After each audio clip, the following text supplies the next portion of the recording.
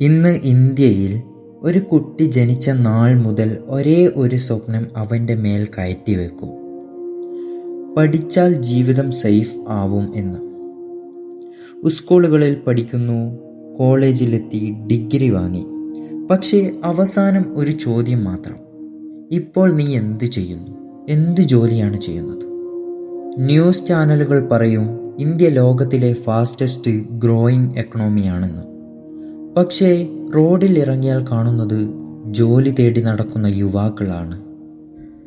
ഒരു ചെറിയ കാര്യം പറഞ്ഞിട്ട് നമുക്ക് മുന്നോട്ട് പോകാം. നിങ്ങൾ ഈ വീഡിയോ കാണുന്നത് ജീവിതത്തിലെ ഏതെങ്കിലും സ്റ്റേജിൽ സ്ട്രഗിൾ ചെയ്യുന്ന ആളായിരിക്കാം. അങ്ങനെയാണെങ്കിൽ ഈ ചാനൽ നിങ്ങൾക്ക് തന്നെയാണ്.